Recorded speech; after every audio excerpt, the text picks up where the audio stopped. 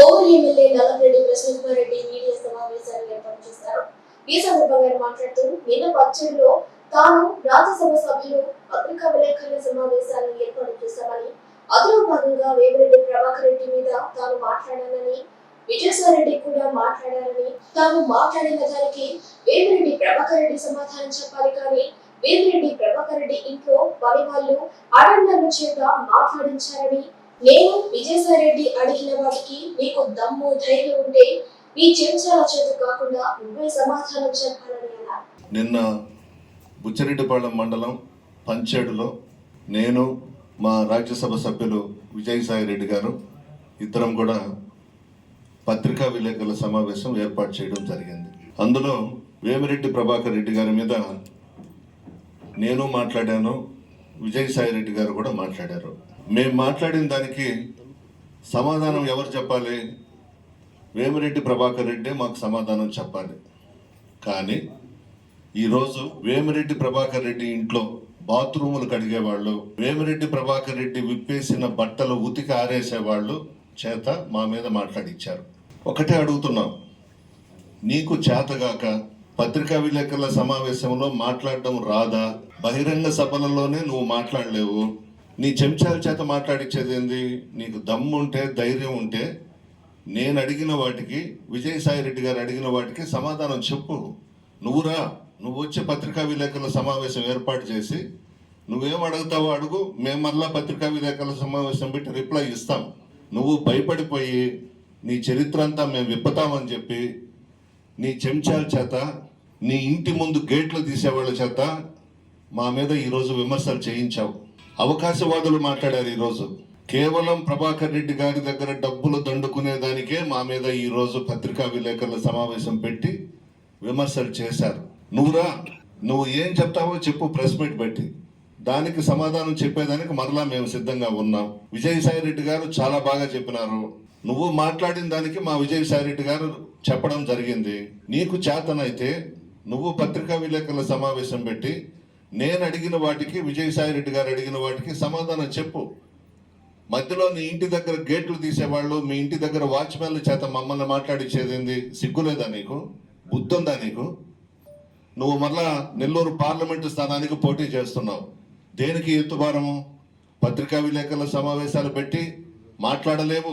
బహిరంగ సభల్లో మైక్ పట్టుకుంటే వణికిపోద్ది నీ చెయ్య, నీ గొంతులో నుంచి మాటలు రావు. నీకెందుకని ఎంపీ పదవి? ఏం తప్పు మాట్లాడాం నేను, విజయసాయిరెడ్డి గారు? ఉన్న వాస్తవాలు పత్రికా విలేకరుల ద్వారా, ఎలక్ట్రానిక్ మీడియా ద్వారా ప్రజలకు తెలియజేశాం. మేము మాట్లాడిన దాంట్లో ఏదైనా తప్పు ఉంటే నువ్వు పత్రికా విలేకరుల సమావేశం పెట్టి ఖండించు. ధైర్యం లేదా? దమ్ము లేదా? నువ్వు మగాడివి కాదా? భయమా నీకు? ప్రెస్ వాళ్ళు అంటే బహిరంగ సభల్లోనే మాట్లాడలేవు నువ్వు. ఇప్పుడు ఏమొస్తావు? విజయసాయిరెడ్డి గారు మాట్లాడింది వాస్తవమే కదా. ఏ రోజు నెల్లూరు జిల్లాలో ఉన్నావు నువ్వు? ఎప్పుడు ప్రజల మధ్యకు వచ్చావు? జగన్మోహన్ రెడ్డి గారి పుణ్యాన రాజ్యసభ తీసుకుంటే మేము ఎమ్మెల్యేలుగా నిన్ను తీసుకెళ్ళాం మా నియోజకవర్గాల్లోకి. అప్పుడు దాకా నీకు దిక్కులేదు. తెలుగుదేశం పార్టీలో నువ్వు రాజ్యసభ ట్రై చేసావు. నీకేంది ఇచ్చేదని చంద్రబాబు ఆ రోజు మాట్లాడినాడు. మా దగ్గరకు వచ్చావు. మా జగన్మోహన్ రెడ్డి గారు రాజ్యసభ ఇచ్చారు. 6 సంవత్సరాలు రాజ్యసభ తీసుకొని నువ్వైతే నెల్లూరులో లేవు కదా. అదే కదా మా విజయసాయిరెడ్డి గారు చెప్పింది. నువ్వు ఎక్కడెక్కడ వ్యాపారాలు చేసుకుంటున్నావో, నువ్వు ఎక్కడెక్కడ తిరుగుతూ ఉన్నావో అవి మా విజయసాయిరెడ్డి గారు చెప్పారు.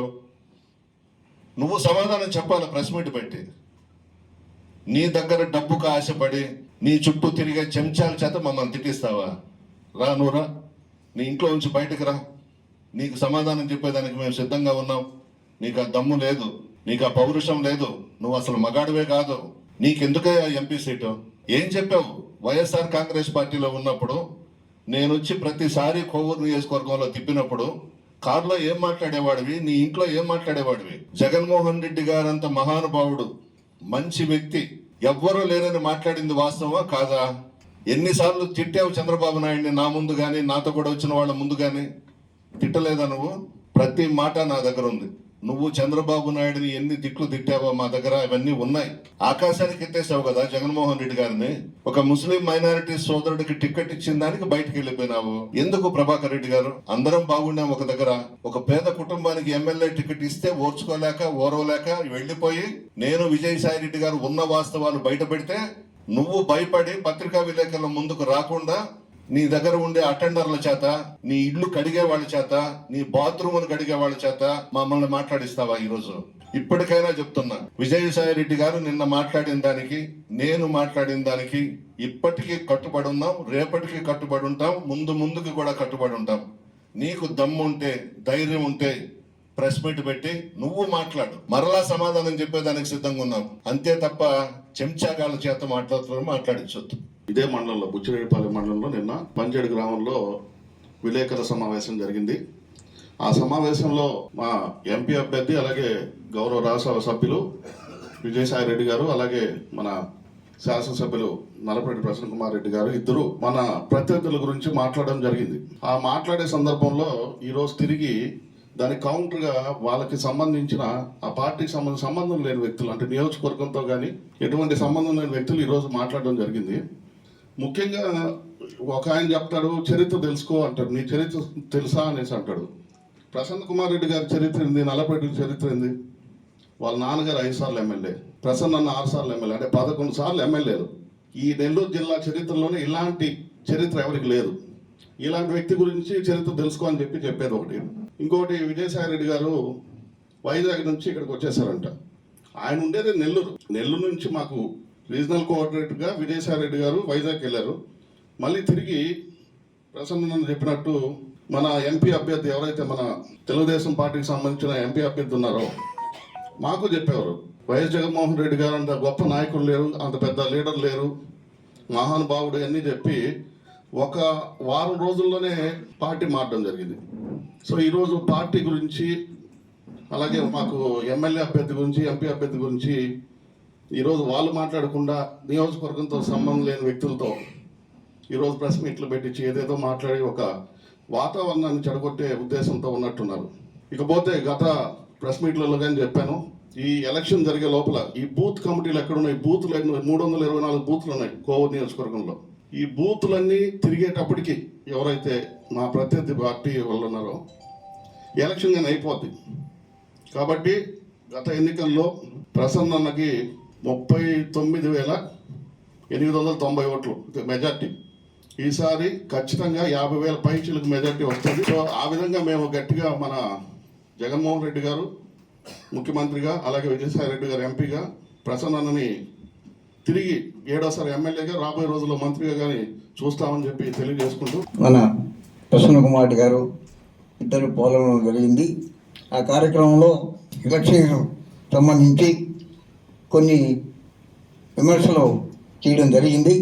అవి వాస్తవాలు ఏంటనే మా నాయకులు దాన్ని విమర్శించారు. దానికి సరైన సమాధానం వాళ్ళుగా ఇవ్వాలి కానీ వేరే వ్యక్తుల చేత, అసలు రాజకీయమే మొన్నటిదాకా తెలియనటువంటి నాయకుల చేత ఈరోజు ఆ విధంగా సమాధానాలు ఇవ్వడం అది మంచి పద్ధతి కాదు.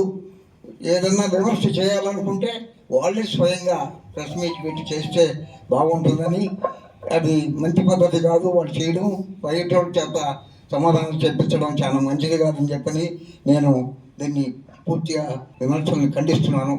దీనికి సమాధానం వాళ్ళే చెప్పాలా అని కోరుకుంటున్నాను.